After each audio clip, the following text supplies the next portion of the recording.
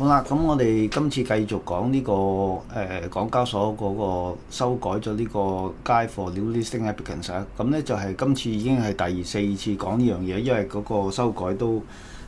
個篇幅所限啦，咁我哋一次過講唔晒嘅，咁我哋今次係講Part 4啦。咁 Part 4我哋都係揀咗3個 topic 嚟到處理啦。咁第一個咧就係話 Director Supervisor and Senior Management 啦。咁咧就係咧咁有啲朋友問點解我哋會揀嗰啲 topic 係好似冇乜關聯嘅喎？咁係點樣去選擇嘅咧？咁其實就係話因為港交所佢係一個 chapter 咁啊，佢個 Guide for New Listing Applicants。咁我哋就係根據佢個 chapter 個次序，即係佢有修改個 chapter 咧，咁我哋就逐個去講㗎啦。咁啊，今次呢個咧就 Annex B5 啦，就係話關於 Director Supervisor and Senior Management。點解 Annex 咧？就係因為係佢嗰個街裏邊嗰個body 嗰個內文咧就冇改過嘅，淨係加咗 FAQ 就喺個 Annex B5 嗰度。咁咧就係咁所以就係即係有呢個咁嘅情況出現咗啦。咁我哋根據佢個次序啊，自然係跟翻個 Annex B5 咁講啦。咁啊，佢今次係修改咧係改咗兩個 FAQ 嘅啫，咁就亦都係一啲比較上係即係唔算話係好新嘅嘢啦。咁 FAQ 第一個咧就係話咧咁咧就係呢個係關乎嗰個港交所以前嘅一個叫 Form 5B 嚇，即係如果係做sponsor 嗰啲朋友咧，都一定記得咧，我哋以前入表咧就又係入嗰個新上市嘅申請表咧，就有一個係 Form 5B 嘅，咁就係呢個叫做 Declaration and Undertaking with regard to Director。咁咧就係話係嗰個 director 就會填上，即係每一個準備上市嘅申請人咧，佢就會填上嗰個 director 嗰個即係 propose 嘅 director 佢哋嗰啲細節啊咁樣啦。咁就係佢有一個 requirement 咧，就係話咧最後嗰 director 簽名咧就要 declare 咧，就話呢個我哋 submit 俾港交所呢啲資料咧 solemnly and sincerely declare all particulars 係呢個 Form B 咧都係truthful、complete and accurate 嘅，即係全面同埋係準確啦，同埋係即係佢哋會accept responsibility 啦，即係佢會負責啦 for 呢個 truthfulness, accuracy and completeness of 呢啲 particulars， 即係話咧我係 submit 緊俾你嘅嘢咧係真實嘅，係全面嘅，即係冇誤導成分嘅。咁就個大家提要 make 呢個 declaration 噶嘛。咁以前就係一路沿用就係有呢個嘅 Form 5B 啦，即係入表嗰陣時啫。咁咧就後來就係話係即係 repeal 咗，就話唔需要做呢個 Form 5B 啦。咁咧嗰個問題咧，今次嗰個問題 FAQ1 咧就話咁，既然而家已經冇咗 Form 5B 呢個 declaration 啦，咁就話咁呢個 director 如果佢 submit 咗啲 false or misleading information， 即係錯誤或者係即係有呢啲係錯誤引導嘅資料咧，佢仲需唔需要面對啲 criminal liability， 仲需唔需要刑事呢個責任咧？咁樣咁啊，即係我諗即係大家都明白，一定係要噶啦。咁就係話即係唔係話呢個 Form 5B 呢個 format 就會即係因為佢 repeal 咗，咁就令到個董事冇咗刑事責任，咁就冇呢個咁即係冇呢回事嘅。咁咧就係咁，當然個聯交所就係話係答啦，咁佢就話係咧就Form 5B 係 refill 咗啦，咁但係咧其實嗰個 requirement 咧，其實嗰個 requirement 咧係 codify into the listing rule 嘅，即係 listing rule 裏邊已經 codify 咗噶啦，即係你個董事嗰啲佢嗰啲submit嘅資料需要真實咧，咁呢個 codify 咗喺 listing rule 嗰度噶啦。咁就係如果個 director 或者 supervisor 提供一啲資料喺個 exchange 咧係 false or misleading in a material way，即係話係錯誤或者係誤導性嘅，係 material 嘅，亦都係即係有啲重要性嘅資料啦。咁咧佢哋咧亦都係可能係即係觸犯咗 SFO， 即係證監條例384條384個 section 384，咁就係會係 subject to criminal sanction imposed by that section， 即係都係會負翻上刑事責任㗎。咁我哋睇一睇咧，就佢港交所係 codify 咗咁嗰個即係 director 嗰個責任同埋佢嗰個即係嗰個資料嘅真實性。咁譬如係呢度 Chapter 3listing rule 裏邊 Chapter 3 authorized representative director board committee and company secretary， 咁佢裏邊都講啦，即係 every director 佢 must in the performance of his duty 咧係 act honestly and in good faith。咁呢個係一個其中一個 example 啦。咁 listing rule 其實成個 listing rule 都係即係都係講緊話係需要啲資料係真實㗎啦。咁呢個即係相信都唔使點樣再講啦。呢個係一個 example 啫。咁另外佢嗰個 FAQ 裏邊講嗰個 SFO 384咧，亦都係話 SFO 384咧就話講到明咧 provision of false and misleading information 咧就係話就一個人person 就會 commit 咗個 offence 啦。如果佢係provide 一啲係即係false or misleading information in 一個 material particular， 咁就係話係俾個 SFC 啊咁樣，咁就係會有即係 commit 咗個 offence 啊。咁呢個應該都好清楚㗎啦，即係我相信大家都唔會錯㗎啦。咁啊，第二咧 FAQ 2啦，就話如果個 director 呢個係比較上有意思嚇，尤其是對於做 sponsor 嗰啲朋友嚟講嚇，咁咧就話咧，如果一個 director 係涉及一個調查，即係 investigation 咧 hearing proceeding， 我做 judicial proceedings， 或者甚至係即係已經係審訊啦。咁就係話係佢嘅咁，但係呢啲審訊係 legally prohibited 㗎嘛，即係譬如係話一個 director、proposed director 佢俾廉政公署查緊，咁呢樣嘢係唔 suppose 佢公開得㗎嘛，因為嗰個係即係 according to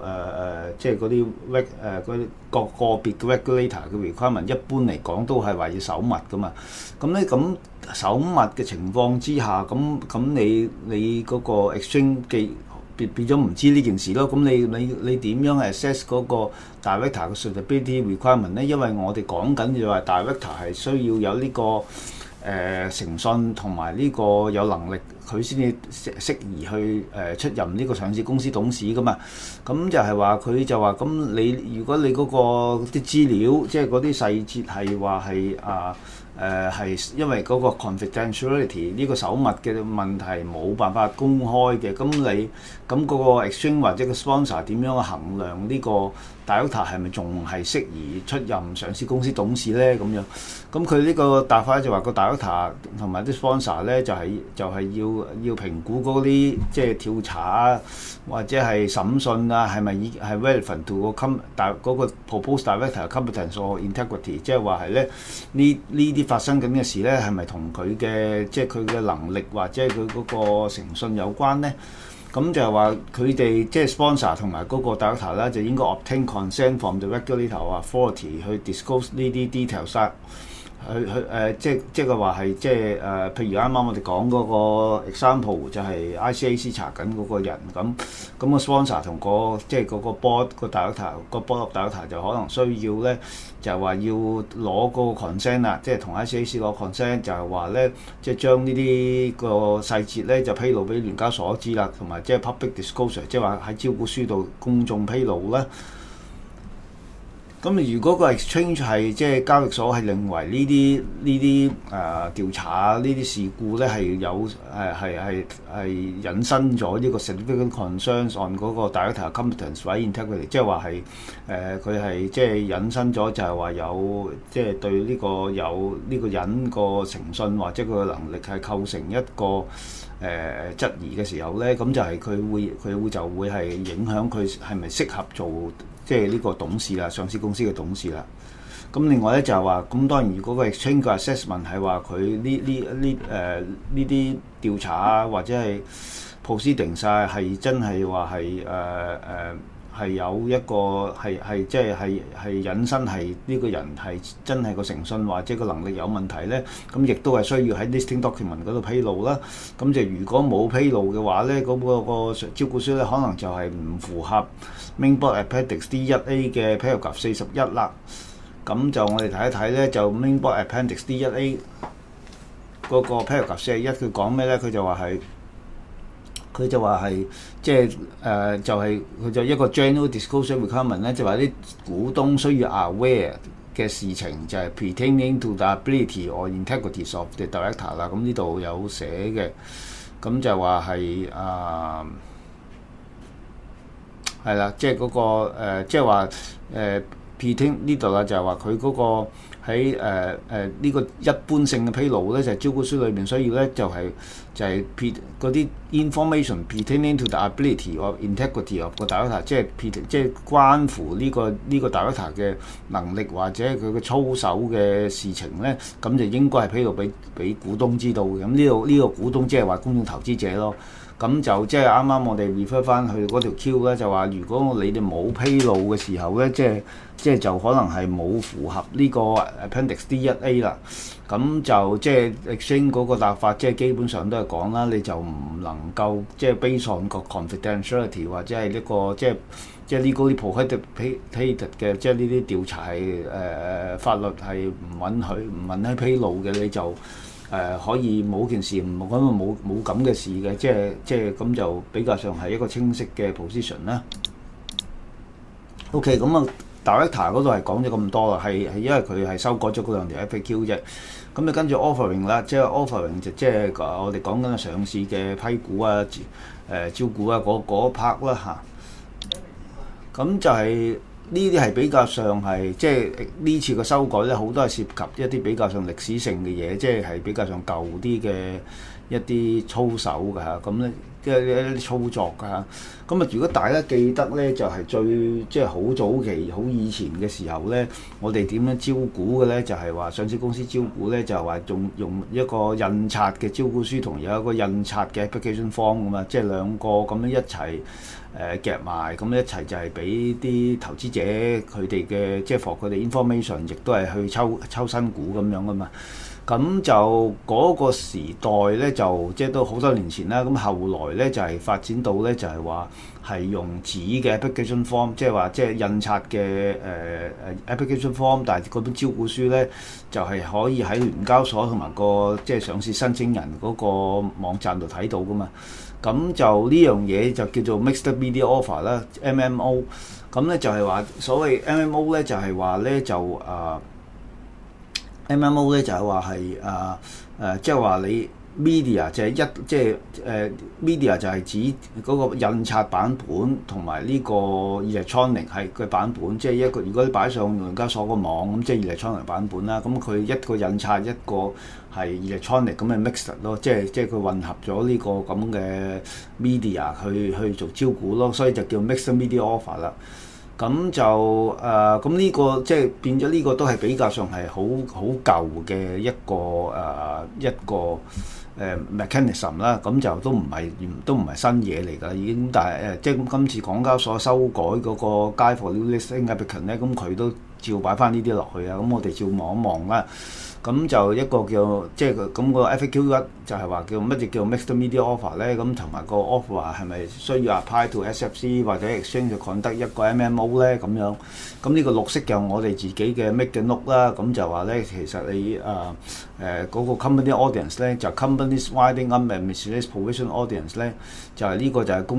公司條例啦。咁就佢以前就咁叫 company audience 啦，後來就改咗，即係個名就叫 companies winding up and miscellaneous provision audience。咁咧就係話咧，佢就話咧就係話即係你應該你發行新，即係你去招股啊，同埋嗰啲或者 debenture 發行嗰陣時咧，你就係需要 application form 咧，就係同個招股書一齊去 issue 嘅。otherwise 就係觸犯法例啦咁樣。咁咧就係話即係啱啱我哋講啦，就話呢個最早期嗰個 arrangement 就係話你嗰個application form 同招股書係一齊咁出噶嘛。咁啊其實個出處咧就係個 company audience 啦，佢就即係已經係好多年前嘅事，就係話係有個咁嘅 requirement 嘅，你哋要兩個文件一齊咁樣去俾嗰啲投資者嘅。咁就係咁 MMO 咧就話，因為你呢後來咧就嗰個 electronic 嗰個即係嗰個電子化嘅發展咧，咁 MMO 咧就即係話係佢就係喺呢一個公司法呢個規定裏邊咧，就俾開闢一個比較上係方便啲大家嘅一個方法啦。咁就話咧就即係為咗方便個 electronic listing document 咧，咁就話係咁就係話佢就係 allow 你就係話係嗰個用呢個電子版本嘅招股書啦，即係話係咁咧就話，所以 MMO 咧就係 propose to facilitate 個 distribution of electronic listing document 咧，話嗰個 application 咧 to continue to be accepted in paper form。咁就係佢啱啱我哋講緊咧，就係話嗰個 application form 仍然係用即係印刷嗰個版本啦，而個招股書咧就用電子版本就擺喺聯交所同公司網站啦。咁咧呢個就係叫做 MMO 啦。咁就係即係 by taking advantage of 嗰個 class exemption notice 啦。咁呢個係乜嘢叫 class exemption notice 咧？class exemption notice 嗰個 definition 咧，佢就喺main board listing rule chapter 12嗰度就有 define 咗嘅。咁咧就話其實講緊嘅咧就係呢一個叫做 companies exemption of companies and prospectus from compliance with provision notice。呢個就係香港法例裏邊係即係 enact 咗嘅一個 notice 啦，就係話嗰個listing rule 佢又叫佢簡稱呢個 notice 就簡稱叫做係 class exemption notice 啦。咁咧呢度睇到嗰個 definition 嘅，咁咧就係話嗰個 class exemption notice 佢個作用係咩咧？佢就係話咧，就係話係佢就係話俾你就係即係開一個新嘅一個豁免咧，就係話係你 allow 你咧就係用唔需要跟足呢個公司條例嗰個 requirement， 就係話係你嗰個印刷嘅 application form 一定要同埋個印刷嘅招股書一齊去派發。咁咧就呢個咧就話我關一個 exemption 俾你 ，provided 你滿足到某啲條件，我就係關一個 exemption 俾你，你唔需要咁做啦。咁咧其實咧，所以咧嗰個出處係喺呢度嚟㗎，即係 class exemption notice 就係話呢個 notice 就係 allow 你有一個咁嘅 exemption 嘅，個出處係嚟自呢度嘅。咁當然呢個大家都好熟㗎啦，即係如果係做即係金融行業都知道呢樣嘢行咗好多年㗎啦。咁但係有陣時咧個出處喺邊度嚟咧，就唔係話一下子醒得起啊。咁其實個出處喺呢度嚟㗎嚇。咁咧所以個 mixed media offer 咧就係啱啱我哋講咗啦，就係呢一種即係比較上係方便咗嘅機制啦。咁就呢個 FAQ1 就講緊呢樣嘢啦。咁嗰個 class exemption notice 咧就係話咧就佢就係關 exemption。啱啱我哋講緊就係嗰個 exemption 咧，就咩條件下可以俾你有個關呢個 exemption 俾你咧？就話咧你係嗰個你招股之前咧，就話五日前咧，你就要知會啲公眾咧，話係嗰個即係我披露啦，即係我係你5日前就要講係我呢次招股係用 MMO 啦，即係話係一個即係紙嘅 application form 同埋 electronic copy of prospectus。咁就話5日前就要公佈啦。咁另外咧就話咧嗰個雖然話係啲工作人士可以喺個網站揾嗰個 electronic 嘅招股書啦，咁但係咧你亦都需要提供一啲印刷嘅招股書係 for collection of public 嘅，即係如果佢哋想要印刷嘅紙招股書咧，你係要提供俾佢哋嘅。咁咧就係另外咧就係要起碼有3個 copy of 嗰個印刷版本招股書咧，就係每一個派發呢啲application form 嘅地方咧，都要有3個 copy of 嗰個印刷嘅招股書俾公眾參閱嘅，俾佢哋去即係做 for inspection 嘅。咁啊，基本係呢一紮條件咧，咁你滿足到呢一紮條件咧，就可以 take 呢個 exemption 啦。咁啱啱講咗咧 MMO 係乜嘢？咁啱啱講咗咧，咁啊後來咧就更加發展係有 EPO 啦，或者係 paperless listing and subscription regime 啦。咁咧就話咧咁佢呢個 FAQ2 咧就問咧，佢就話佢嗰個 MMO、EPO 同埋呢個 paperless listing 有乜嘢唔同咧？咁樣咁EPO 就係 refer to SFC 其實都係好舊嘅嘢嚟㗎。都2023年4月咧，就係話係即係 facility 嗰個 application submission of application 就係用一個 electronic 嘅方法，即係話係電子化啦，亦都係電子化啦。咁就係話咧，咁呢度佢再重申咧，就係 MMO aim to facilitate 個 distributor electronic listing document 話 application continue to be accepted in paper form， 即係 MMO 咧就係咧，你就都係沿用嗰個印刷版本嘅 application form， 但係個招股書就係話係變咗電子版本啦。咁EIPO 嗰個 guideline 咧，就係話facilitate 嗰個electronic submission of application， 即係話你用電子化去遞交呢個申請啦。但係 during the MPO， 但係佢咧就唔涉及咧。佢就係話嗰個招股書咧係印刷定是係電子版本咧，佢就唔係即係唔關心，即係唔係關乎呢樣嘢嘅。佢只係即係 facilitate 嗰個電子化嘅呢個 submit application 呢個application 咁解啫。咁就係佢哋就係 MNO 同 EIPO 咧就係 complement， 即係大家係互相補足啦。咁亦都就唔係話互相排斥嘅，咁就咁嘅意思啦。咁後來啦，去到2021年啦，咁就係除咗 MMO 之外咧，就係個 exchange 咧就 mandate 咧就所有 listing document 咧就係全部係用呢個電子化版本啦，同埋咧就係話係咧個subscription 咧，即係話嗰個抽新股咁樣咧就係made through呢個即係就用呢個 online electronic channels， 即係話用電子化嘅去 subscribe 個 for 呢啲新股啦，咁咧就呢個就叫 paperless listing 係 subscription regime 啦。咁啊，即係大部分而家即係基本上所有嘅新上市都幾乎係用呢種方法㗎啦。咁就即係呢個都係一個比較上歷史嘅參考價值咧。即係我哋睇翻就係原來係點樣由嗰個 company audience 佢原先就話一定係要兩個都 paper form 發展到而家係。即係變咗係呢個就係用 electronic 電子化啦，咁就係即係一啲比較上歷史嘅 information 啦。咁啊呢個就係話嗰個 SFC 個 EPO 街啦，就係 date back to 4月2003年嘅，咁就即係都係好舊㗎啦。咁就另外咧就係嗰個港交所有 guidance letter GL8115啦，咁咧就。佢咧就係最近一次咧，佢即係佢個講緊係呢個都係 MMO guidance on MMO 啦。咁啊雖然而家都已經冇乜點樣用呢個 MMO 啦，咁但係個問題係咧，佢就係2023年11月就係 update 咗一次㗎嚇。咁咧佢個原因咧就係即係有一部分原因咧就係因為港交所就行咗，即係當時2023年11月就係推出咗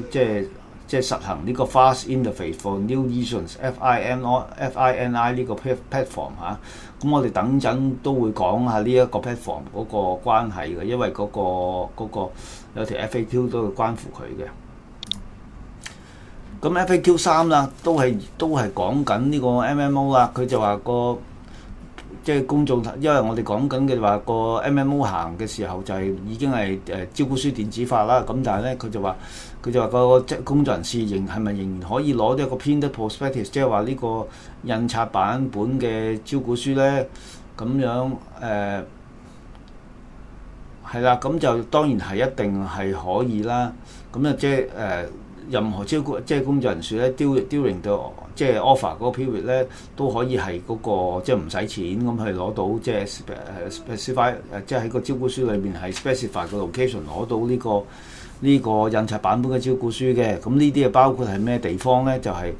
HKSCC 即係香港 Securities Clearing Company Limited 嗰個 depository counter 啦。咁就另外咧就係咧。sponsor share register coordinator 啲 office 嗰度都攞到啦。咁另外咧就係好多人會去攞嘅，當時好多人會攞嘅就話啲 paying banks 嗰啲 branches 啦，即係話佢係派發呢個 application form， 有啲 bank 有啲 bank 會參與，有啲 paying bank 會參與派發呢個 application form 㗎嘛。咁啊嗰啲 branches 亦都會攞到呢個印刷版本招股書啦。咁第FAQ 4咧就話咧。咁咧呢個就話佢印刷版本招股書同嗰個 electronic 嘅係咪需要嗰個質素係一致嘅咧？咁咧佢就話係其實呢個情況咧就係印刷版本嗰個咧就係話咧佢呢度講咧就話可以係黑白嘅，或者係彩色嘅，或者 grayscale 都得嘅。咁但係如果係黑白嘅話咧，或者 grayscale 嘅咧，咁咧就佢咧就話個 sponsor 咧就一定要滿足自己咧，就係話係佢嗰個裏邊嗰啲資料咧係一致嘅，即係同嗰個color 版本即係彩色版本嗰一致嘅。一般嚟講咧，就係因為嗰個擺上去網嗰個electronic copy，即係話嗰個電子版本咧係唔需要印刷費用噶嘛，咁所以咧一般嚟講擺上網嗰個即係當時擺上網嗰啲電子版本嘅招股書都係彩色嘅，咁但係印出嚟嗰個咧就其實一般嚟講咧都係彩色嘅，但係其實咧當時有個 option 咧就可以黑白㗎，即係呢度講翻就係其實可以黑白嘅，但係咧咁當然係個資料係要一致啦，呢個就唔即係大家都唔會 make 個 mistake 㗎啦。咁咧呢度再重申一次咧，就係印刷版本嗰個咧就係一定要同電子版本嘅一樣 other than the colour，即係除咗彩色黑白之外咧，就係即係應該全部一樣㗎啦，亦都係嗰個 electronic 個招股書咧應該係要 tamper resistant，即係唔可以即係被人即係蓄意修改嘅。咁呢度 FAQ5啦，咁咧佢就話需要幾多本印刷嘅招股書咧，就係提供俾個工作人士咧去滿足佢哋個需求咧。咁另外咧佢就話係即係點解 MMO 冇一個機制，就係話呢個即係冇一個機制咧，就係話係嗰個。你點樣去獲得呢個印刷版本嘅招股書咧？即係話點解呢度係指話點解聯交所唔去履行一個機制呢樣嘢啦？咁就係咁佢個聯交所答法咧，就係個 SFC 同聯交所咧就唔會 set， 即係唔會制定最少個 number 即係最少個數量嘅印刷版本招股書。去滿足個工作人士嘅，咁咧就係佢就話咧呢個其實係 offer 個責任嚟嘅 offer 即係嗰個招股間公司啦，就係話佢哋即係 offer 應該咧聽取呢個 sponsor 或者 listing agent 嘅 advice 咧，就係話佢哋即係嗰個你點樣用邊個機制去即係去最佳咁樣去即係去估算出你嗰個有需要有幾多印刷版本招股書啦，同埋佢哋係即係邊啲 location 邊啲地點咧就即係最經常會有人係要求提供呢個印刷版本招股書啦，咁就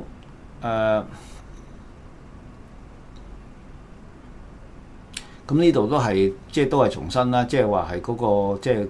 都係個 sponsor 需要符合嗰啲 listing rule 啦，或者係 corporate finance advisory code of conduct， 就話保證咧就係話咧要有足夠嘅招股書提供俾啲提供俾啲工作人士啦。咁啊點解個 exchange 唔會係考慮就係話係佢由佢自己嚟 impose 一個 requirement， 就話要幾多本印刷版本招股書咧？咁呢個 exchange 都有答嘅，佢就話因為佢覺得咧咁就會 increase 個 barrier for obtaining printed prospectus 啦，即係話咧如果由個監管機構港交所嚟到去即係去制定你需要派發幾多招股書咧，咁就係佢話會只係會即係佢只係會增加嗰個障礙嘅啫，因為個問題佢都即係可能佢都覺得即係呢樣嘢唔係佢個範疇啦，佢如果佢要考慮要講幾多本嘅，咁佢都要考慮好多因素啦。咁就係話係即係 may not work to the benefit of prospective investor， 即係話佢有個即係反效果啦，有個 counterproductive 嘅 effect 出嚟啦。佢就話係咁對個公眾投資者咧，你即係呢個 requirement 加多咗個 regulator 喺個中間嘅時候咧，就係反而係有個唔係幾好嘅 effect 出咗嚟啦。咁所以佢就話佢唔會插手呢件事啦。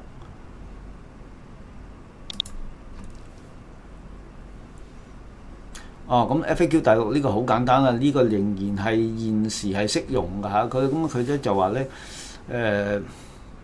佢就話個公眾投資者點樣可以知道喺邊個網站度可以睇到嗰個電子版本招股書咧？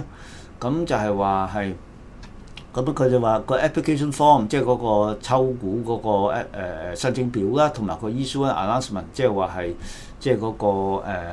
上市公司嗰個公告啦，即係話我開始招股啦嗰個公告啦，就話嗰個公告5日前要係見報啊咁樣啦，即係5日前就要係嗰個即係 offer period start 之前5日前就要係公開咗啦。咁咧就話咧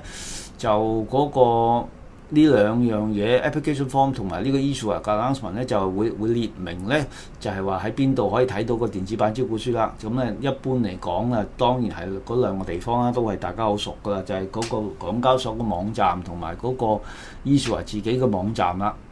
咁喺呢兩個網站咧就會睇到個電子版招股書啦。FAQ 7啦，呢個亦都大家唔會錯噶啦，就話咧個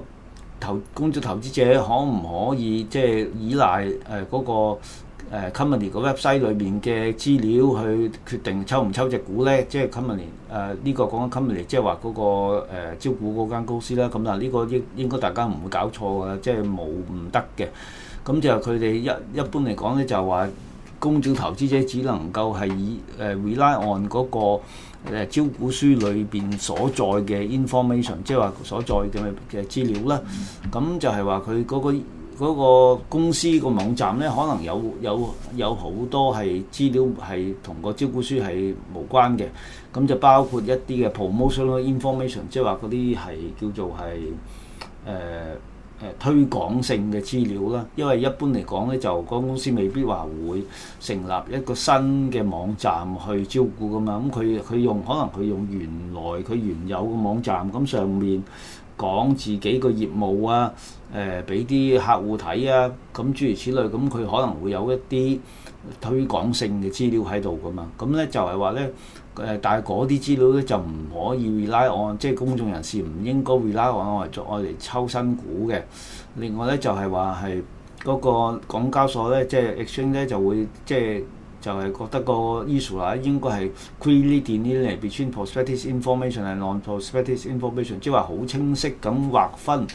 即係招股書裏邊嘅資料同埋非招股書裏邊嘅資料啦。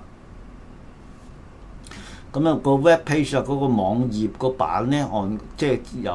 再有呢個電子版本招股書嗰個網頁嗰版咧，就唔能夠有任何嘅即係呢個 promotional information， 即係推廣性嘅資料啦，或者係關乎呢個 issue 或者個 offer 都唔能夠有啦，唔可以有推廣性嘅資料。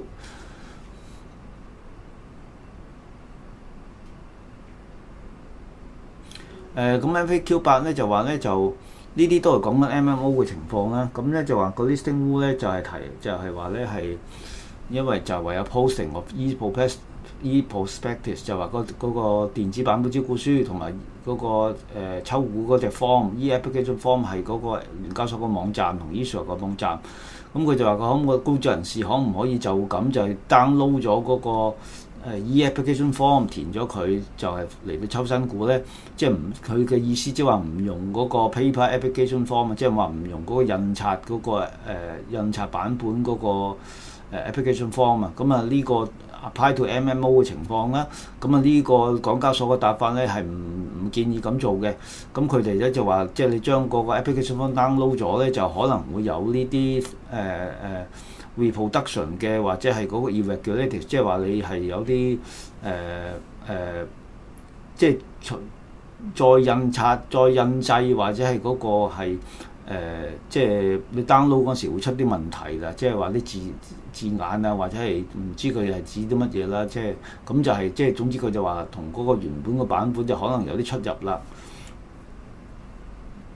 咁一般嚟講，啲公眾人士咧、公眾投資者應該係用嗰個 standard printed application form， 即係話用嗰個印刷版本，即係嗰個嚟到做呢個抽股啦。咁當然亦都可以，後來就係由 MMO 之後就係 EPO service 啱你啱啱講嘅就話電子化嘅抽新股啦。咁當然呢個可以用 online application form 去做啦。咁但係就唔可以即係唔建議就 download 嗰個喺聯交所同埋嗰個公司網站嗰個 application form 出嚟啦，去做啦。咁 FAQ 9咧就係真係比較上新啲嘅嘢。我哋頭先睇到嗰啲都好多都仲係即係比較上係一個叫做係歷史遺留落嚟嘅一啲發展啦。咁啊 FAQ 9就真係比較上新嘅嘢啦。咁佢就話咧一個 offer 咧，即係一個招股公司能唔能夠 conduct一個 MMO on 一個 FINI 咧 ？FINI 咧就啱啱講咗就係話呢個 Fast Interface for New Issuance 就係呢個 FINI 就係聯交所一個雲端嘅網一個 platform 一個雲端嘅 platform 啦。咁佢嗰個作用咧就係即係當然我哋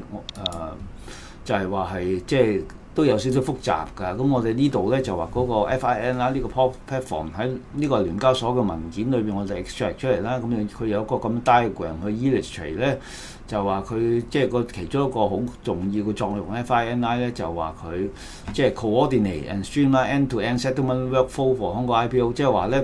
一個係香港嘅新上市咧，咁佢牽涉好多 party 咁啊，有呢個 CCAS 啊 ，CCAS participant designated bank， 即係嗰啲涉及即係有涉及嗰啲抽新股嗰啲公眾人士，佢哋用嗰啲經紀啊，咁呢個其中一個 CCAS 嘅 participant 咧，或者佢哋嘅收款銀行啊嗰啲咧，亦都有 share register 啊，亦都有 sponsor 啊、legal counsel 啊、overall coordinator、distributor 呢啲，即係嗰個 underwriter 嗰邊啊，即係嗰邊即係收錢嗰班 professional 啦。咁亦都另外一邊就有係 listing division 同埋 SFC 啊，即係港交所嘅上市科，亦都係證監啦。咁佢就話係呢一個雲端 platform 咧，就幫助咧，就話即係整合佢哋呢啲咁多個 party 嗰啲溝通啊，同埋嗰個 settlement process 啊，即係 settlement 包括係即係嗰個股票過戶啊、錢銀交收啊嗰啲係同埋個啲 regulator 可能佢哋會有啲 monitoring 嘅 process 啊，有啲queries 啊，咁諸如此類咧，就話佢就話呢一個雲端 platform 咧就係幫我哋整合晒佢啦。咁就呢個係有啲複雜嚇，咁但係我哋睇嗰個 benefit 咧就話咧，因為你哋用咗呢個雲端 platform 呢個新嘅 FINI 抽呢個新股之後咧，咁個 benefit 咧就係話咧嗰個公司嗰個first day of dealing， 即係話佢首日嗰個呢個買賣咧就可以由 T+5 就縮短到 T+2 啦。咁 T 加幾多 T 加乜嘢？咁呢個 terminology 大家都好熟㗎啦，所以經常係咧就話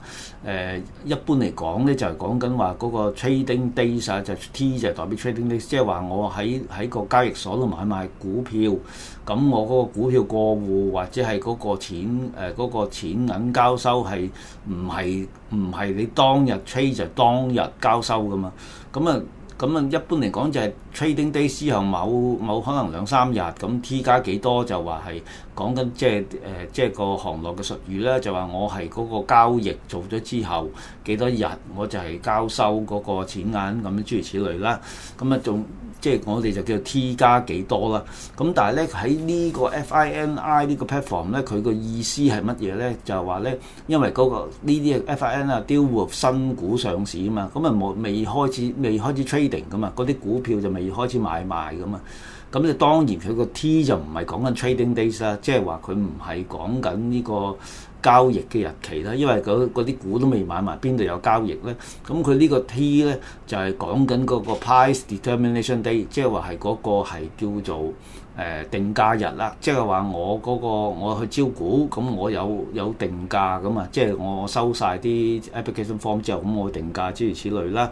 咁佢呢個 T 咧，佢呢個 T 咧就代表個定價日啊。咁佢呢個好得意，佢唔係用 P 啊，因為 price determination day 啲人一般就會諗就係即係咁點解唔用 P 咧？因為個 P 就係嗰個 price 嗰個第一個字嘛。咁就 T 就 trading 第一個字嘛。咁但係佢 anyway 咁呢個行內術語用慣咗 T 加幾多，咁佢都冇改呢個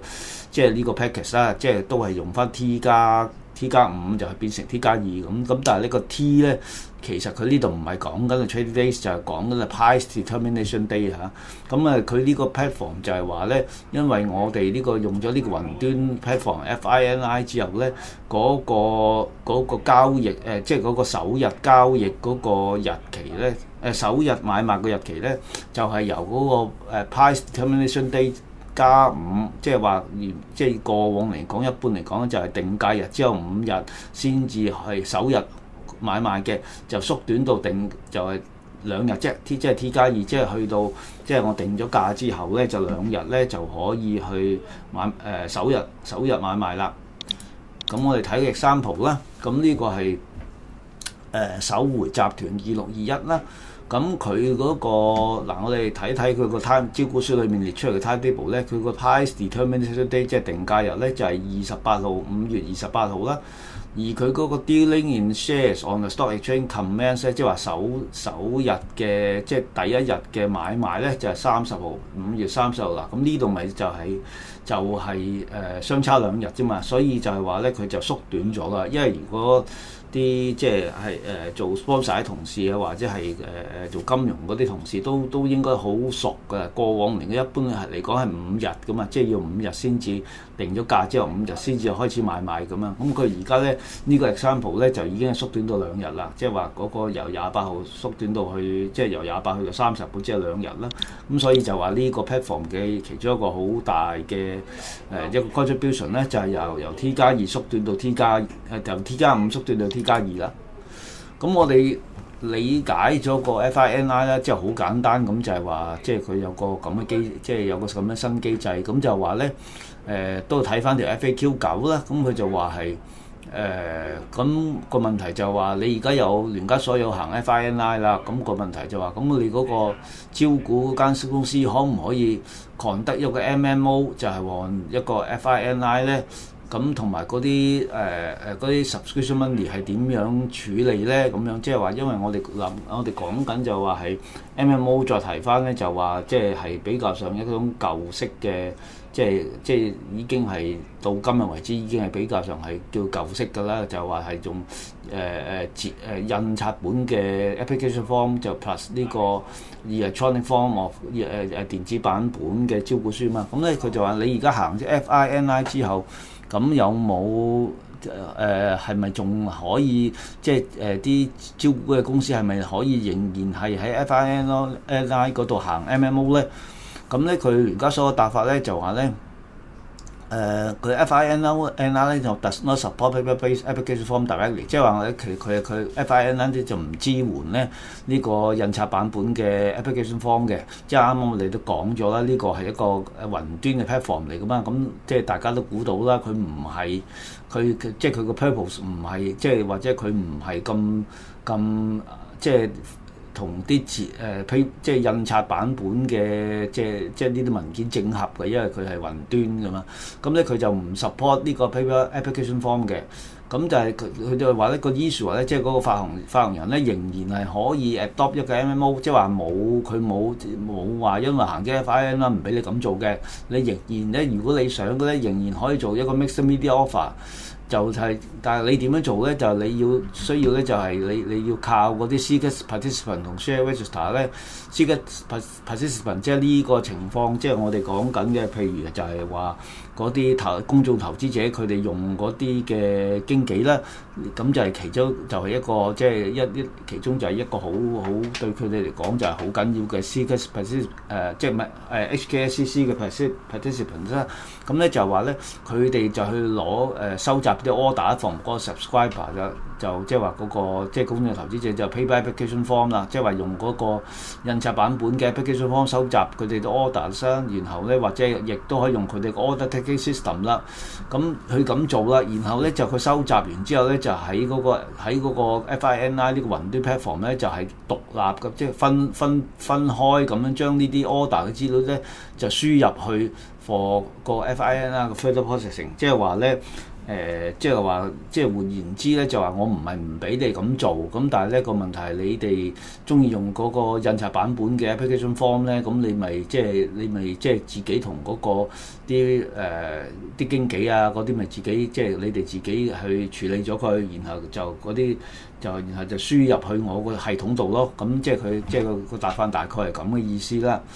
咁就佢呢度再重申咧，就係佢哋嗰啲經紀啊，或者 share register 佢哋嗰個系統，佢哋個 process， 佢點樣去收集呢啲application form 嘅資料咧，就同個 FINI system 咧就冇即係獨立於呢個 FINI system 嘅。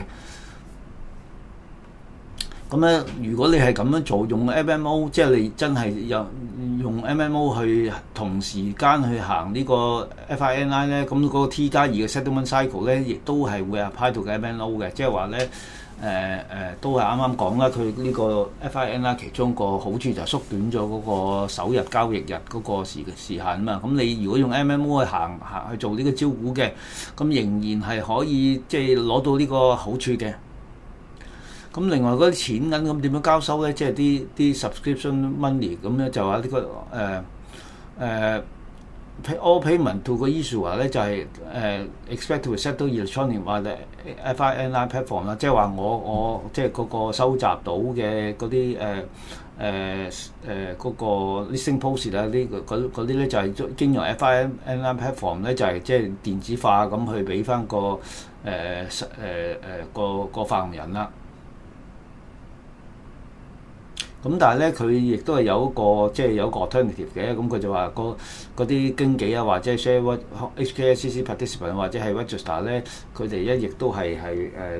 welcome 咧，佢就俾 provide 其他嘅 appropriate 嘅 payment channels 嘅，即係話係如果你係認為咁樣唔係太即係經過 FINI platform 唔係你個唔係咁啊，唔係咁理想啦，咁你可以提供其他嘅 payment channels 嘅。咁啊呢度咧都再重申一次咧，就係佢就唔會 prescribe 個 payment between subscriber on the one hand and 嗰個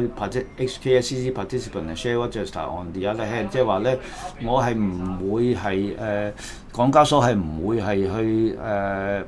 即係話係去插手，就話你嗰啲 payment 嗰啲你嗰啲錢銀嗰個交收係即係我係點樣去做法。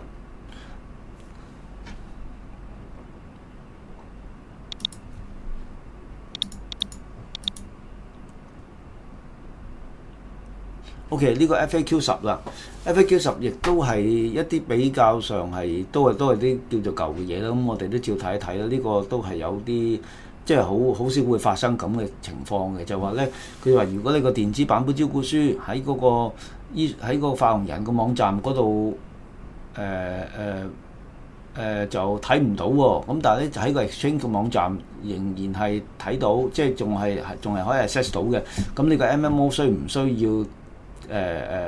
終止咧、暫停或者暫停咧，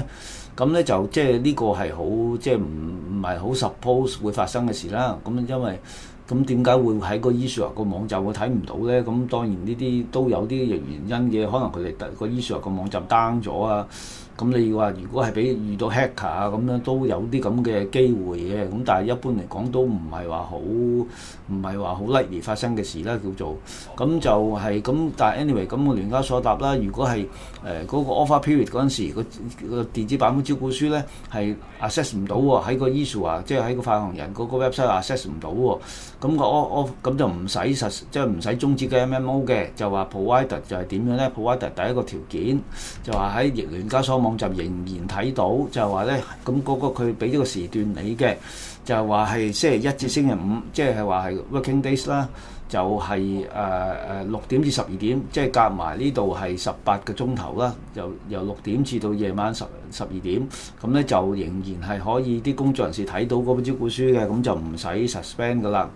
咁就佢就話如果個招股書同時喺 exchange 個 website 咧，亦都係睇唔到嘅話，咁點算咧？咁就話係即係咁啊！呢個當然更加係唔係咁 likely 發生啦。即係你連 exchange 個 website 都 down 埋，咁就係話咁佢就話如果係兩個 website 睇唔到咧，嗰個 period of 嗰個即係涉及嗰個時段咧，就唔超過4個鐘咧，咁都同埋即係呢兩個條件符合咧，咁就你都仲可以係繼續招股啊！即係話咧，你嗰個喺嗰個 exchange 嗰個 website 就話係呢段時間，即係星期一至五就有18個鐘頭睇到。咁另外咧就話，如果你連 exchange 嗰 website 都 down 埋啦，咁嗰個即係涉及嘅時段又唔超過4個鐘，咁你都仲可以係去繼續招股嚇。咁啊，所以呢個真係唔係咁容易發生嘅事嚇。咁啊，佢就話跟住佢就話係如果即係真係再壞啲嘅時候啦，咁就話係即係如果你真係發生咗咁嘅情況，又即係你又自己個網站又 down 咗，exchange 個網站又 down 咗，又超過4個鐘，咁點算咧？咁佢就話你都仲可以招股嘅 provider 咧，你就係話係即係就係如果咁嘅情況就即係話 back to 最原先嗰個公司法嗰個要求啦，就話咧你既要有一個印刷版本嘅招股書，亦都係有一個即係你有一個印刷版本嘅 application form， 亦都有一個印刷版本嘅招股書，咁就你可以繼續招股下。咁但係呢個即係大家都知道，而家已經係唔係咁 common 咁樣做㗎啦。咁呢個亦都係好即係應該亦都係好唔常見嘅情況，先會有咁嘅情況出到嚟㗎嚇。咁啊，如果係真係咁不幸係要 suspend 咗個 MMO 嘅，咁就係話係當然你就要 consult exchange 啦，同埋或者 SFC 啦，即係話係你嗰個即係要使唔使出 announcement 啊，或者係點樣去再 recommence 嗰個subscription 啊咁樣啦。FAQ 11咁咧呢個咧仍然係適用嘅，就係話咧佢就話咧大家都記得啦，就係話咧嗰個你 click 入去，即係啲工作人士 click 入去嗰個公司網站去睇本招股書嗰陣時咧，咪有一個 pop up 出嚟，就話係有個 notice 嘅，就話係就話我嗰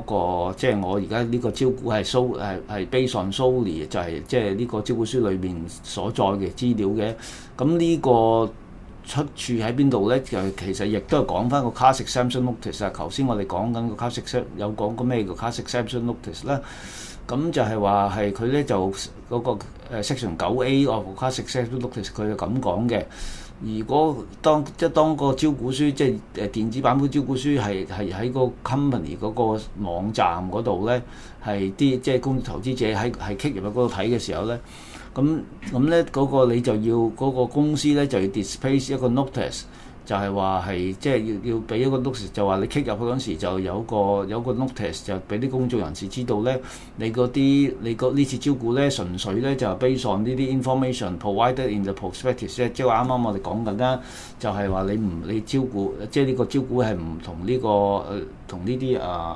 所謂嘅呢啲promotional material， 即係呢啲係推廣性嘅資料無關啦。咁呢個佢就話，即係你 click 入去嗰時有個 notice 咁啊，即係有個 notice 喺個網頁度彈出嚟噶嘛。咁啊，其實個出處就係呢度啊，就係有呢個 class exemption notice 咧，就有咁嘅 requirement 嘅。咁佢就話呢個問題 FAQ 11咧就話嗰個你嗰個係應該點樣做咧？咁啊，即係佢咧就係話係佢呢個咁好簡單啫。佢就話係即係呢個 notice 咧就係應該係before access to 嗰個 prospectus grant 咧就已經係 pop 咗出嚟啦。咁啊，譬如係一個 pop up 咁啦，即係話咧嗰個投資工作人士佢 click 入去，咁你 before 你關即係你俾 access 佢去睇到本招股書之前咧，你就首先咧就要俾咗個 notice 佢睇先啦。咁呢個即係大家都好熟噶啦，我相信都唔會點樣錯噶啦。咁咧就係話跟住 FAQ 12咧就話你喺嗰個披露易嗰個網站啊，即係佢披露易網站，即係啲同事即係都好熟㗎啦。即係呢個披露易網站，咁就係話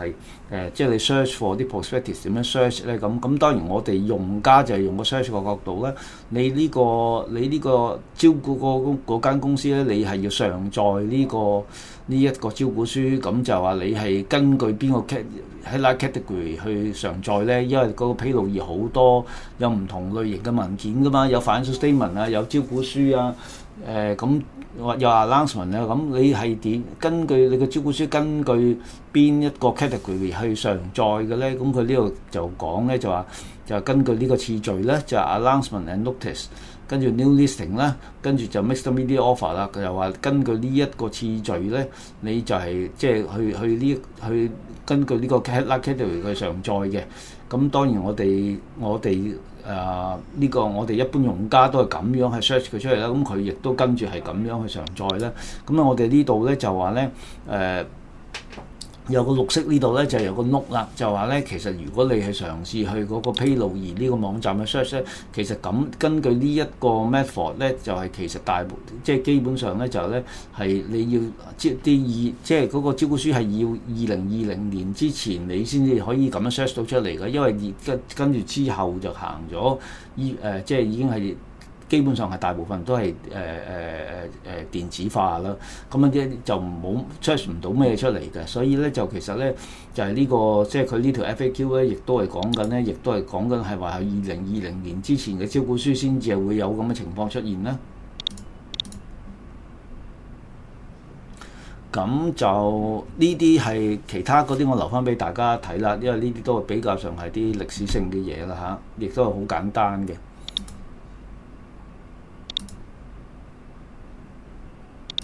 好啦，咁我哋講埋最後一個 area 啦，就 land and properties 啦。咁頭先個 offer 嗰度嗰個即係有好多比較上歷史性嘅源流嘅嘢啦。咁但係 anyway 佢港交所仍然係喺今次嘅修改，咁啊再入咗去呢啲資料啦。咁咧就land and properties 咧都係有啲係比較上係歷史性嘅嘢嚟嘅。咁但係咧就佢係即係。個 relevance 咧到今日咧仲係好 relevant 嘅，咁咧就同埋我哋都會有一啲比較上係即係唔係咁，即係佢有啲area 要留意下，我哋都會分享下啦。咁第一呢個 land and properties 係邊個 chapter 加份嘅咧？咁咧就係 chapter 5啦，即係 listing rule 裏邊chapter 5咧就講 valuation and information of properties 啦。咁佢主要 deal with 咧係乜嘢情況之下，你嗰啲上市申請人嗰啲 properties 咧，即係土地啊同埋啲房產咧，即係啲產業咧需要做呢個 valuation， 同埋要將佢個 valuation report 咧擺落去個招股書度啦。咁咧，我哋呢度有做咗個好簡單嘅一個 summary 啦，主要嗰個 requirement 係點樣啦？咁其實咧就係要睇咧你嗰個上市申請人咧，佢係咪 engage in 一個 property activities 嘅，還是係 non-property activities 嘅？咁佢Chapter 5分為兩類咧，即係嗰啲業務係即係佢係分係咪做一個 property activities 啦？咁啊嗰個 property activities 所謂 property activities 咧，佢個 nature 係乜嘢咧？就係即係大家就好熟啦，就係話佢第一咧就係 purchase and development properties for subsequent resale 啦，即係話你係購買或者發展物業去賣出街，即係話咧好 common 嘅就係話係即係譬如係新世界啊、長江啊，咁佢長江旗下啲公司咁都有係都有做呢個物業發展㗎嘛，即係發展商就係話係就已經係 fall into 呢個 category 啦 ，property activities 啦。咁另外咧就話你 holding development properties for letting and retention 係 investment 都 count 嘅，即係話你買一個物業翻嚟作為投資或者將佢租出去收租咧，亦都係 count 係一個 property activities 嘅。咁就 non-property activities 咁咧就係話係即係自用啦，好簡單，就話你嗰個 properties 咧係攞住嚟自用嘅，咁就係呢個就 non-properties 嘅 activities 啦。咁 valuation requirement 咧，咁大家都估到啦 ，property activities 因為你係愛嚟做生意嘅，即係嗰個 property 係即係緊要嘅。咁啊，當然佢個 valuation requirement 亦都係嚴峻啲啦。咁咧，佢個 main board chapter 5咧就話咧，咁咧就話咧，基本上如果你嗰啲你係從事 property activity 咧，你所有物業你都要去做估值，都要去做 valuation， 同埋將嗰個 valuation report 擺到招股書嘅。咁就除咗有一個 exemption 咧，就話你嗰一個物業咧單一。嗰個物業咧，其中有一個單一物業咧，就係佢嗰個價值咧 carrying amount 咧就少過1% of total asset， 即係話你少過你所有總資產總和價值嘅1% 咧，咁嗰個物業就可以唔使做嘅，咁咧就可以唔使做valuation 啦。咁咧同埋咧仲有多個條件嘅，嗰個咁你可能你會出現咗可能10個8個甚至好多個物業係少過1% 咁樣。佢就話呢啲物業你唔做嘅總和咧就唔能夠超過10% of total asset， 即係話咧你嗰個即係你唔做 valuation 嗰紮物業咧嗰個價值咧就唔可以超過就唔可以超過你個總資產嘅10%咁樣嘅。咁你就即係你 fulfill 咗呢兩個咧，咁就你就有部分物業咧就可以唔使做 valuation 啦。咁當然係部分啫，即係話你 fulfill 唔即係話起碼係如果你因為你睇啲 ratio 咧，就話咧你係從事呢個 property activity，即係話你基本上咧你有90%要做啦，因為佢最多有90%做 valuation 啦，因為佢最多係俾你10% 啫嘛，咁就係即係你嘅90%嘅 property 要做 valuation 啦。咁但係佢呢個咧就有個佢話咁你關乎咁你話係好某啲發展商咪好多咁即係啲 disclosure 咪好多，咁咧就佢就有一個allowed summary disclosure 嘅，即係話係即係你入我容許你咧喺某啲情況下咧，你係可以係唔將個 valuation report 擺喺招股書嘅。咁就係話係嗰個情況咧，就話嗰個 market value of 嗰啲 property interest 咧 as determined by valuer 咧係少過5% of 嗰啲 total property interest， 即係話咧你嗰啲嗰個即係你做 summary disclosure 嗰個單一物業裏邊包括嘅單一物業每一個咧都唔超過需要做 valuation 嘅property 嘅5%， 即係話嗰個上限係5%，即係話我哋講咧，如果你係從事 property activity 咧，你基本上90%都要做啦。咁但係你90%做晒之外咧，你仍然係可以有啲唔使擺，將個 valuation report 咧就唔使擺招股書嘅。咁就係話你邊啲唔使擺就當然就係細啲嘅 property， 即係個價值係細啲嘅 property 咧。咁個 threshold 咧，即係嗰個臨界點咧，個即係界限咧，就話咧。你嗰個單一嗰啲細啲嘅物業，單一個咧就係佢個價值咧就唔超過5% of 你嗰扎需要做valuation 嘅物業啦。咁就我可以俾你做一個 summary disclosure 啦。咁啊佢就有個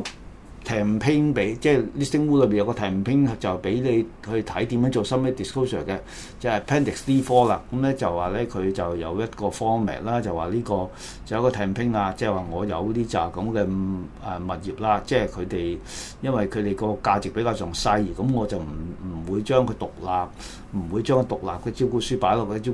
獨立嘅 valuation report 擺落招股書，咁我就做一個 summary，就係話佢哋嘅情況係即係有一個總結。就俾啲投資者睇啦，咁就話有佢就有 leasehold area、sellable area， 即係個面積有幾大啊，諸如此類啦。咁就佢就係即係個新聞埋晒，就話係咧你如果係嗰啲獨立嘅唔超過5%需要細啲嘅 property 咧，即係唔超過價值唔超過5%需要話去評估去做 valuation 嘅 property 咧，呢啲細啲嘅物業咧就可以做一個 summary disclosure 啦。咁 non-property activity 咧，咁啊咩情況下需要做 valuation 咧？咁啊當然就係既然你個 property 唔係愛嚟做生意嘅，即係所謂唔係愛嚟做生意，唔係直接係愛嚟做呢個 trading 啊，或者係呢個即係直接影響你個 profitability 嗰種生意啦。因為你基本上你係生意嘅，咁你買個 property。當 office 咁都係愛嚟做生意嘅，咁啊 talking about 就只不過就話你唔係愛嚟直接用喺嗰個買賣啊嗰啲咁啦，即係我哋可以咁樣理解。咁呢啲 property 咧就唔係 property activities 啦，咁佢就嗰佢嗰個 carrying amount 就係話咧係如果你係超過15%咧 of 個 total asset 嘅總資產咧，你就要做啦。即係咁咧就當然呢個大家睇咧都已經係即係寬鬆咗好多啦。呢個咧就係 property activities 咧就話你所有都要做，除非你少過即係有個，除非你豁免到咧，就話你嗰個係嗰個 property 係好細嘅，細到點咧就1% total asset，咁你先至唔使做。咁呢個調翻轉頭啦，就係佢就話你超過15% of 你嗰個 total asset 個價值，你先至要做 valuation。咁啊，當然呢個係寬鬆好多啦。咁同埋咧，你仲要有個 statement 嘅，就係話咧，就話要解翻俾嗰個公眾投資者知道啦。就話除咗呢啲即係我個即係當然我就係會有啲 valuation report 啦，招股書啦，因為你超過15% 要做，咁即係嗰啲做咗嘅嘅 valuation 咧個 report 咧就要擺落招股書啦。咁但係咧咁即係唔超過15% 嗰啲就冇擺啦。咁所以咧佢就要 make 個 statement 咧就話。即係除咗嗰啲喺 valuation report 之外咧，即係呢本招股書裏邊所載嘅 valuation report 之外咧，我就並無持有任何物業咧，就係話個價值係超過15% of 嗰個 total asset 啦。即係話我係基本上就係佢俾翻個 message 嗰個投資者睇咧，就話係基本上咧就話係我招股書裏邊有嘅 valuation report 嘅 property 咧，都係我比較重大啲嘅 property 啦。我冇做 valuation 嗰啲咧，就即係佢哋個價值係唔超過我，即係唔超過呢個我個總資產嘅15%，即係解翻呢樣嘢啦。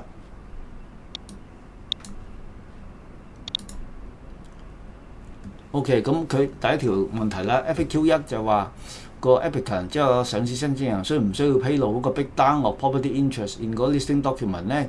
咁就佢呢個 breakdown咧就話咧，即係基本上佢嗰個意思就話，即係我係咪需要將我所有嘅物業做一個分析，就係擺落招股書度咧？咁就唔使嘅，咁就即係佢個聯交所嘅答法係唔使嘅。咁但係咧，即係呢個所謂唔使係咪話即係慳到好多功夫咧？咁呢度我哋咧就有綠色呢度咧就都有一個解釋翻啦，即係話咧第一即係實際上就唔係咁簡單嘅，因為個問題我哋睇到啦，就如果你係做 property activity，你基本上係90%都要做晒 valuation 㗎啦。咁另外 plus 咧就話你冇做嗰啲咧。佢都有即係雖然你唔使做嗰個 full breakdown，即係唔使做嗰個 full summary 或者 full breakdown喺嗰個招股書度啦。咁但係佢 Chapter 5有個咁嘅 requirement 嘅，佢就話冇做 valuation report 啲 properties 咧，佢就話你都要即係一個論述啦，一個 overview 啦，即係一個比較從宏觀嘅角度去講咧，即係佢哋嗰個情況啦，即係包括係佢有幾多個咁嘅物業啦，佢哋個 size 嘅 range 啦、用途啦。咁同埋佢哋個 location 個地點啦，咁即係個大概個地點咁即係even 你係我哋講緊話即係有90%嘅 property， 如果你 engage property activities， 你起碼即係應該一般嚟講大概係90%嘅 property interest， 你都要有呢個 valuation report 啦。咁就算你冇做嗰啲咧，都要做一個 overview 㗎，即係話都要去即係一個 high level 咁評論下佢啦。咁所以咧，你話唔使做呢個招股書，唔使做呢個 breakdown，係咪等於話你係即係慳到好多功夫？又唔係嘅，即係因為佢仲有呢個 requirement 喺度㗎嚇。咁即係呢個可以留意下啦。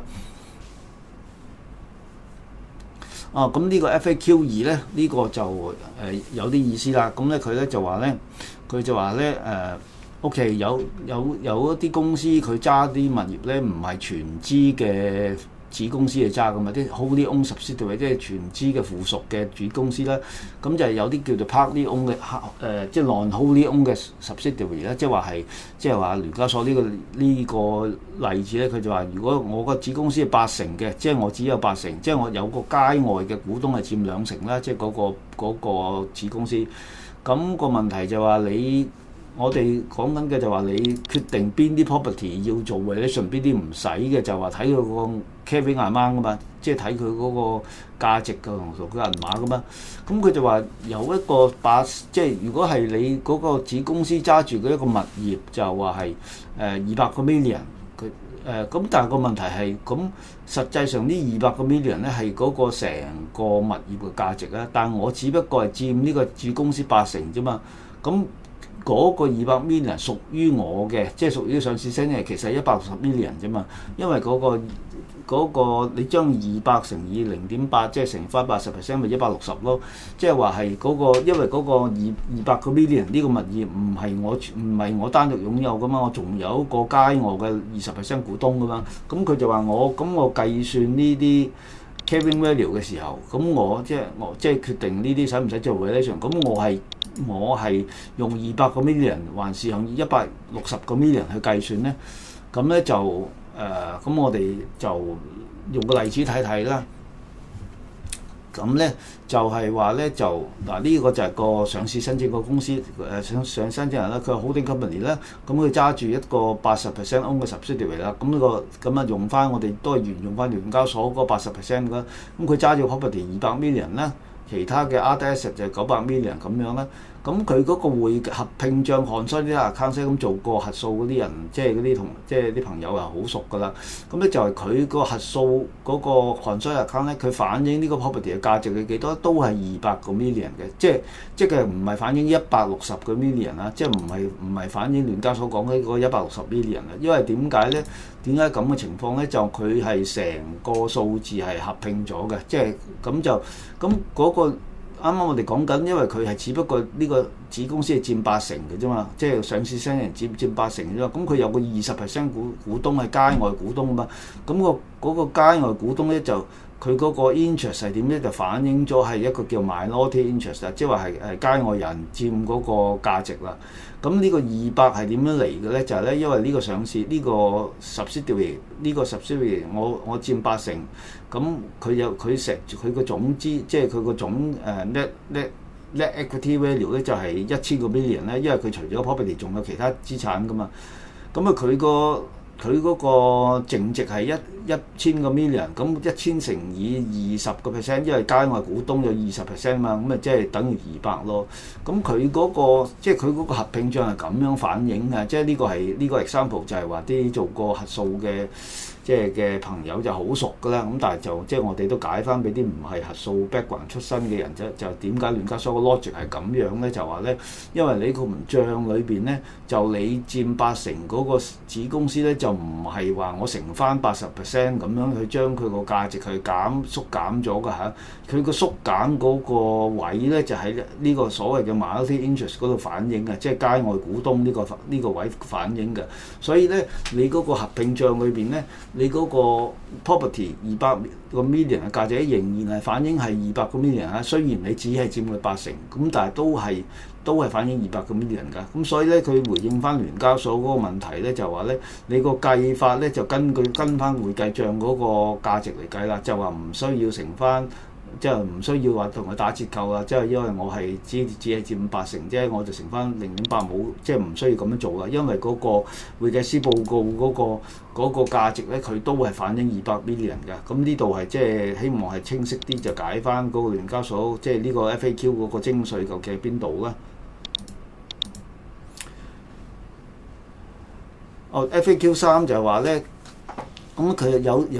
啲時候就係話係。我一個上市申請人，佢個主營業務佢唔係做 property activities 嘅，即係佢唔係一個物業發展商。譬如係佢係做 retailing 嘅，即係佢係做呢啲即係譬如係化妝品 retail 啊，或者其他 retail 咁都得啦。咁就咁，但係佢有可能佢主營業務以外咧，佢個老闆亦都中意係做下投資嘅喎，咁就買咗啲投資物業喎。咁就個問題就係話。咁嗰扎咁嘅投資物業算唔算係一個 property activities 咧？因為佢呢個上市公司嘅主營業務唔係做物業開發啊嘛，唔係做物業買賣啊嘛，咁就係算嘅。即係話咧，我係即係如果係有咁嘅情況咧，你就要分開，即係將嗰個上市公司嗰個主營業務咧，同佢嗰啲即係就分成 property activities 同 non-property activities 啊，即係譬如係你過去你租嗰一個 retail outlet 嚟到去做喺街外賣嘢嘅，咁你呢個係主營業務，咁你唔咁咧呢個就係 non-property activities 咯。咁但係你又中意投資下物業嘅，咁個問題就嗰一紮就變成 property activities 啊，即係話你唔可以話，因為你主營業務並非係物業買賣或者開發或者投資，咁就係豁免咗，就係呢一個 valuation requirement 唔係咁㗎，即係話係你係做你嘅主營業務係非即係唔係 property activities，但係你係插咗手落去做一啲即係物業投資啊諸如此類咧，你都係會中咗呢一個 requirement 㗎，即係所以就要有個咁嘅。即係有個咁嘅 FAQ 出咗嚟，咁佢就解翻俾你知啦。咁 FAQ 4啦，咁就呢個係表面好簡單嘅一個問題啊，但係其實都有啲複雜性㗎。咁咧就話咧，佢就話喺乜嘢情況下就係啲 joint operation 嘅 property interest 係需要做 valuation 嘅咧？咁聯交所個答法咧就話當嗰啲 property interest 咧係 recognise in 嗰個合併帳裏邊 consolidated statement of financial position 咧，咁嗰個 property 咧就需要做 valuation 啦。咁咧嗱，但係咧呢個咧就係即係呢個當然係好似好直接了當嘅答法啦，即係好似好即係好。好 straightforward 咧，咁咧但係我哋睇即係其實咧有啲亦都有啲唔係咁 straightforward 嘅即係位喺度㗎。咁咧就譬如因為個問題係咧，你嗰個 JV 即係啲 joint operation 啦、joint venture 嗰啲咧，其實佢個 accounting 咧佢有兩種可能性㗎嚇。咁咧第一種可能性咧就話咧佢嗰個上市申請人佢如果 control 得到呢個 JV 嘅咧，即係話係即係點解佢會 control 得到嘅就係啦。一般嚟講咧，一個 JV 就有幾個 partner 㗎。咁但係有陣時咧就係佢嗰啲係嗰個上市申請人佢係攞到個權力就話佢係即係譬如係佢係坐 board 佢個董事局裏邊係由佢委任嘅人出任嘅，或者其他嘅即係一啲條款啦，就約束咗另外嗰啲 partner 㗎，即係可能另外啲 partner 可能佢淨係分錢嘅啫，佢唔去參與呢個營運，佢唔去做呢個。佢冇呢個即係主要嘅決定權，有啲 JV 係咁樣成立㗎，即係佢可能淨係侵個錢入去，就係話係即係我睇好呢個項目喎，我侵錢入嚟，咁但係我俾你個話事權我唔理嘅，即係我留翻俾你嘅。咁嗱呢啲咧就係一個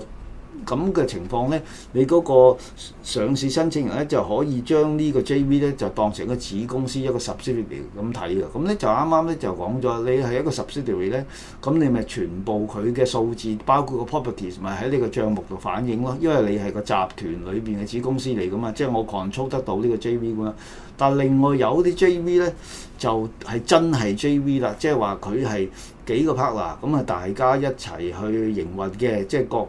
有各嘅意見，亦都係各有各嘅 contribution。咁咧佢就冇一個即係個上市申請人咧就 control 唔到個 JV 嘅，即係話所謂 control 唔到就係我有個 influence，即係我因為我係其中一個大股東，或者我委任到佢5個 director 董事局裏邊5個 director其中一隻咁樣，咁我有個 influence， 但係咧就我係控制唔到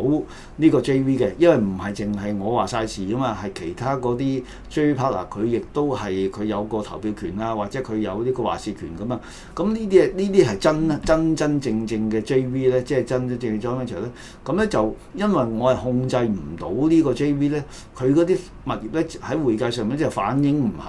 就唔會喺我個帳度反映啊。佢物業同埋其他都係反映唔到嘅，咁佢反映到係咩咧？就係有個叫 interest in JV 啦，即係話我係嗰個我就單獨係呢個投資咗喺呢個 JV 度咁解啫，咁就佢嘅呢個 JV 獨立嘅佢嘅資產咧，即係佢揸住物業啊，或者係甚至係車牌啊，或者其他嘅投資啊資產咧，就喺我帳睇唔到嘅，我個帳睇到咧，只不過話我投資咗呢個 JV 啫。咁就變咗出咗個問題，我哋回應翻嗰個即係睇翻嗰個聯交所個問題，佢個答法就話：如果你嗰個 property 係 recognise in 個 consolidated statement of financial position 咧，嗰個 property 就做 valuation 啦。咁啊，即係其實講緊嘅就話咧，退一步諗咧，就係如果你嗰個 JV 係一個子公司咁 consolidate 嘅，咁你嗰個 property 咪喺嗰個 consolidated financial position 睇到咯，咁你呢個 property 咪要做 valuation 咯。咁但係如果唔係嘅話，你係一個真係純粹個 JV，你話唔到事嘅，咁佢嘅 property 就唔會喺個帳目反映噶咯喎。咁啊，即係佢個 property 就唔使做 valuation 啦。嗱，咁所以有呢個分別喺度嚇，有呢個分別喺度就即係喺個字面上面一下子就係話係冇，即係唔係咁睇得到嘅嚇，就即係個原因喺呢度啊，就係話係即係我哋留意下啦，可以。咁同埋 FAQ 4咧就係都仲有 Part 2嘅，咁佢咧仲話即係羅馬數字 Part 2咧就話，咁你個 listed property 又點咧？即係話嗰個 property 唔係租翻嚟嘅，唔係我擁有嘅，咁我需唔需做 valuation 咧？咁啊佢嗱，咁呢度亦都係有一啲叫做係即係比較上我或者我再講一講頭先個第一個 JV 嘅情況，我俾多個 example 大家睇睇。咁就即係譬如講我哋 go to part two 之前啦，咁咧就呢個係一個呢個 example 咧就9993咧，即係個金輝控股啦。咁佢咧就係好多喺大陸嘅呢個好多個投資啦。咁咧就係佢有160個 property development projects，其中有43個咧就係用 joint venture 咁做嘅，就係話一個 JV 咁做啦。咁我哋睇睇佢嗰個披露啦，即係佢 account report 裏邊嘅披露啦。嗱咁咧佢咧就話你睇到咧就係其中有好多嗰啲 property 咧，佢係反映唔到出嚟嘅，佢就有一個 investment in JV 啫，即係就睇唔到嗰扎呢扎 JV 啲 property 嘅。咁咧佢點解咧？嗱呢度佢解咗啦，就話 pursuant to 個 investment framework agreement and article association of 呢啲 companies， 即係呢啲 JV 啦 ，all shareholders resolution 咧 shall be reserved by all shareholders on an unnamed basis， 即係話咧呢扎 JV 咧佢哋嗰個股東嗰股東嗰個通過啲會議，通過啲股東會議咧，就係需要所有嘅股東，即係所有嘅 JV partner 咧，即係所有嘅即係 joint venture partner 咧，就係一致通過嘅，即係話個上市申請人咧唔可以單獨去話事嘅，就係話咧，因為你嗰個voting 啊個 resolution 係要所有股東一致通過嘅，所以咧呢啲 company 咧account for 一個 joint venture 啦 during the relevant period， 即係話呢啲咧就唔當子公司咁睇啦，因為我控制唔到佢啊嘛。咁我哋睇咧就話，咁你會計上睇到乜嘢咧？就話 share of net asset on 嗰啲 JV 啫，就冇嗰個 property 嘅。咁但係相反咧，我哋講緊仲係同一間公司喎。咁佢有啲係真係我哋講係控制唔到嘅 JV 啦。嗱你呢度咧睇到咧 properties held for sale by the group and joint venture and the PLC 咧，佢咧呢度講緊咧就係咧有23個 property interest 咧，嗰個集團咧就係有超過50%嘅控股權嘅喎。其實咧，如果我哋睇真啲咧，係96%咧，有好多係去到96%就控股權嘅。咁咧，所以咧呢一紮咧，佢就當為子公司咁睇啦，因為超過咗一半投票權啊嘛，即係咁有啲去到成96%，咁你係咪可以話晒事啊？呢紮公司，所以咧咁佢就當係子公司咁睇咧，喺個會計帳裏邊咧，咁呢一紮公司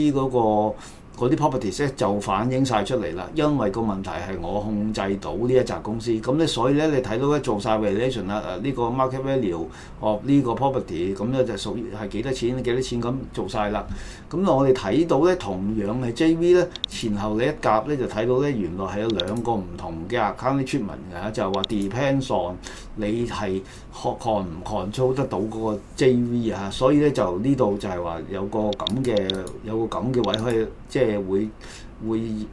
即係個原因就係咁樣啊，即係都大家可以留意下。咁我哋跟住再睇翻啱啱頭先講個 part two 啦，就話呢個 FAQ4佢仲係 part two 嘅，就話係即係乜嘢情況之下租貸物業係需要做 valuation 咧？咁呢個亦都係有啲複雜嘅地方嘅。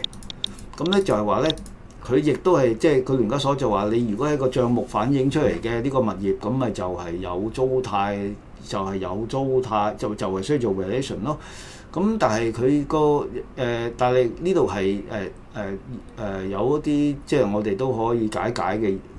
地方咧，就話咧喺以前咧就係話咧我哋用一個 example 就容易比較上睇啲啦。我哋睇一睇新世界發展嘅 example 啦。咁咧佢咧就係喺2020年嗰陣時咧，佢就係第一次咧就採納個會計師公會個會計準則 HKFRS 16 leases 啦，即係話咧佢就係呢個 leases 咧，如果大家記得嘅話咧，我哋睇下呢度就好清楚啦，係就係話咧以前嗰個會計制度，即係2020年之前咧，就係話咧佢嗰啲租金咧，我哋租一個物業，譬如係你自己係租一個。租間屋，你每個月交5萬蚊租，咁你嗰個 P&L 係會反映咩咧？就話你交嗰5萬蚊租嗰個月租就每個月去 charge 去 income statement， 咁就話當係一個支出開支咁樣就係出咗㗎嘛條數。咁你睇到咧2019年嗰陣時咧，新世界發展咧都係咁嘅喎，佢都係 operating lease rental expense， 即係話係佢租咗一啲 lease 嘅土地啊同埋啲 building 咧，佢租咗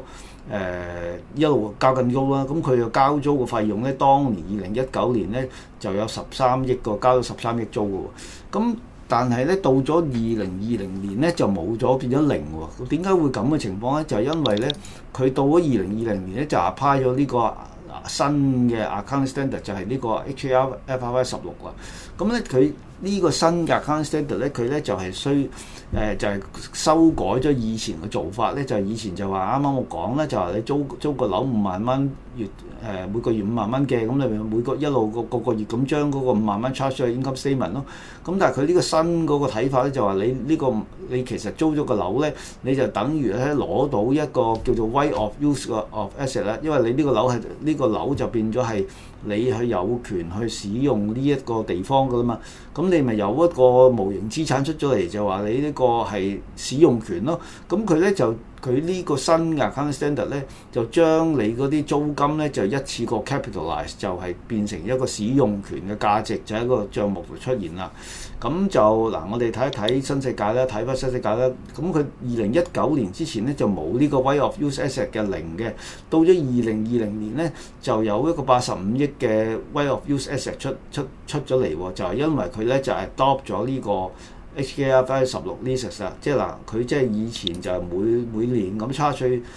income statement 嗰啲咁嘅 rental 咧，佢就即係修改咗之後，收咗新例之後咧，佢就將佢一次過 cap 晒，就係變成一個無形資產，就係一個即係使用權嘅無形資產啦。咁樣咧，咁點解係有關係咧？就咧，我哋睇翻聯交所嘅答法啦，就話咧，佢個問題就話乜嘢情況下property interest in this property 需要做 valuation 咧？佢就話咧，當個 property interest 係 recognized in consolidated statement、financial statement 咧，就要做 valuation 啦。咁咧就係我哋睇翻咧，就如果新世界嘅例子咧，如果佢今日上市嘅話，當然佢已經係上咗好多年市啦。就即係話佢呢85億嘅即係 underlying 嘅 listed property， 即係呢啲所有嘅租嘅資產都要做晒 valuation 啦。咁如果佢係2020年之前上咧就唔使喎，因為當時佢咧個 income 佢個 financial statement 係冇呢紮 right of use asset 嘅喎，因為當時嗰個舊有嗰個會計總則唔係咁樣做啊嘛，佢就將個 charge 即係將嗰啲租金 charge 喺 P&L 啊嘛，就冇 create一個 asset 出嚟噶嘛，咁啊所以咧就有咁嘅分別啦，即係話如果今日即係當然新世界上咗好多年啦，即係如果佢今日上市嘅話咧，咁呢一紮咁嘅 right of use asset 咁大個數字咧，就好大機會咧要做晒。就要擺晒為啲 report 啦，咁就呢個係即係可以係即係大家留意下啦，即係因為係即係有個新舊嘅分別啦。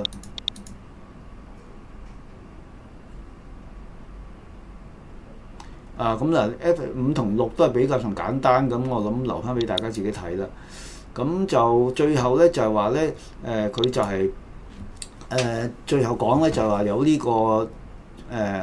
Chapter 5嘅呢個 General Disclosure 嘅 requirement 啦，就話嗰個上市規則 Chapter 5咧，關於 property 咧，佢就話有需要做一啲嘅 General Disclosure 嘅，咁佢就話乜嘢情況下，即係嗰啲 General Disclosure 咧，就係做啲乜嘢，係包括啲乜嘢咧？咁就係話，當然就係一個 general 嘅 description 咧，就係話一個一般性嘅一個描述啦。你嗰啲 property 喺邊度 locate 啊？佢係rental rate 啊，嗰啲selling price 啊，嗰個occupancy rate 啊，呢啲都係一個一般性嘅描述資料啦。咁第二就係 use and approximate area 有冇 restriction 啊？咁嗱，呢啲就係一個一般性嘅描述咧，就係關於 property 係點樣要包括要講啲乜嘢啦。咁佢回應翻條 FAQ，咁佢就話，咁就話呢個 general disclosure，咁我唔 suppose 係每個 property 做㗎，咁都係一個比較上 material 嘅 property 先至做嘅啫。即係所謂 material 就係重要性係比較上高嘅 material，我先做呢個 general disclosure 嘅啫。咁你點樣決定個 materiality 咧？即係話點決定係邊啲係個重要性高啲咧？咁佢呢度嘅答法咧，基本上咧就話唔係淨係睇個人碼嚇，即係當然嗰個人碼係大嘅，咁呢個已經係 material property 啦。咁佢就話咧，譬如係你有其他去考慮嘅因素嘅，譬如嗰個 property interest 係咪一個 reportable segment 裏邊用嘅咧？而嗰個 segment 咧就係佢嗰個 revenue contribution，即係話佢帶嚟嗰個收入呢一個 segment 係。即係好重大嘅咧？因為我哋一個上市公司有好多可能有好多業務噶嘛，其中有一個兩三個 segment 係特別係偏重噶嘛。咁佢哋如果有啲咁嘅情況，咁你嗰個相關嘅物業都係一個比較上緊要咯，因為你嗰個 segment 緊要啊嘛。咁你用嗰個物業喺嗰度嘅，喺嗰個緊要嘅 segment，咁你呢個物業相應嚟講都係比較上緊要啲嘅嘢啦。咁啊，另外咧，譬如係就話有冇 defect 啊，咁呢啲係嗰啲大陸嗰啲土地使用證好多時都會有噶啦。咁就係話，如果你有 defect 嘅，咁可能亦都係一個比較上緊要啲嘅喎。譬如係話 breach of environmental regulation，譬如嗰啲漂染業啦，咁佢有呢啲環保條例，咁但係你符合唔到佢中國大陸嘅環保條例喎，咁佢會唔會有一日就係話係會即係要你停業咧？咁啊，即係咁呢個咪變咗你停業，咁咪影響到你個生產咯。咁啊，呢個肯定就變咗係一個 material property 咋。咁啊，即係佢呢度講緊就係佢 materiality 都係睇一啲即係我哋係比較上係一啲都係叫做係唔係單獨睇個人碼啦，要睇埋呢啲因素啦。係啦，咁今日嘅分享就到此為止啦，都係希望大家即係都會覺得有用嚇，咁多謝大家啦。